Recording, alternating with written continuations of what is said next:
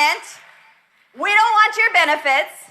We don't want your welfare. Don't come knocking on my door with your Fauci outie. You leave us the hell alone. People brought their kids there, tossing masks into a burn barrel.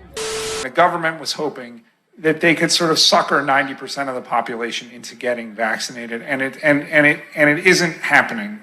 As a public health official, what's your reaction when you hear that? It's horrifying. I mean, they're cheering about someone saying that it's a good thing for people not to try and save their lives. I mean, if you just unpack that for a second, Jake, it's almost frightening to say, hey, guess what? We don't want you to do something to save your life. Yay! Everybody starts screaming and clapping. I just don't get that. I mean, I don't think that anybody who's thinking clearly can get that. What is that all about? Fauci, you can just say it, dude. Republicans are stupid, but they're also hypocrites. We're here to tell government, we don't want your benefits. We don't want your welfare. It's what I say all the time. Republican politicians know how stupid their voters are, and that's why they can get away with saying things like this. One of you guys summed it up perfectly. Further evidence conservatives don't understand even simple things that are in their best interest. Yeah, it's a party of morons. What possessed you to come here 12 and a half hours early for the Trump rally? My kids are going to remember this. Their kids are going to remember this. And I grew up with my family loving Trump. He says the things that needs to be said. About what? What's The important to truth. you? The truth that nobody else says. I promise. Stand back and stand by. Shut down the government. We need the money to put up that wall. We need a wall that is high as hell and as dangerous as hell to cross. People die crossing that wall. Maybe they'll just stay on their side. We visited sanctuary cities in Portland this summer. It was disgusting, and it's sanctuary, and Chicago we sanctuary have to be cities, and we're familiar with that. We don't want that in our country.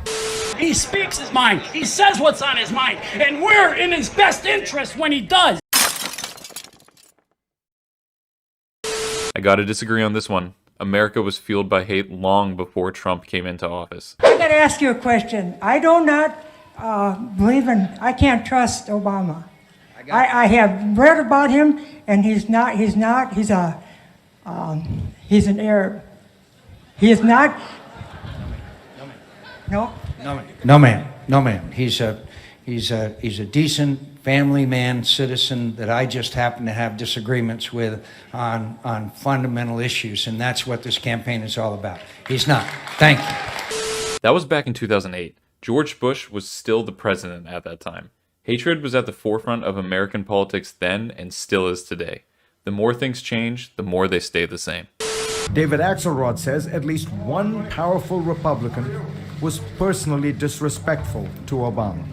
Said to him, we don't really think you should be here, but the American people thought otherwise, so we're going to have to work with you.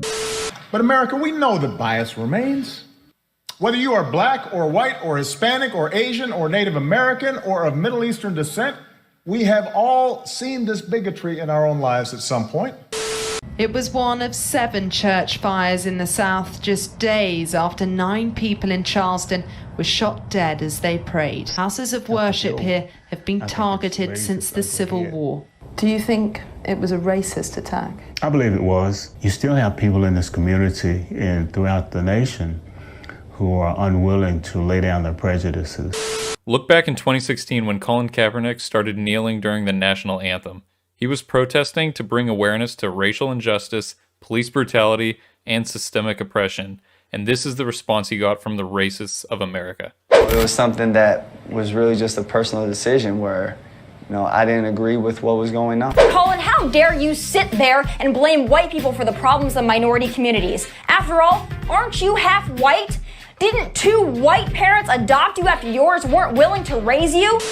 Did Donald Trump use America's long history of hatred and racism to gain support? Absolutely. Are we worse off now after Trump? Absolutely. But don't confuse Trump and the GOP's tactics for being the reason why America is filled with hate. It was around before Trump and will be around long after him. Stance Grounded put it best in a recent tweet. Racism is so American that when you protest it, people think you're protesting America.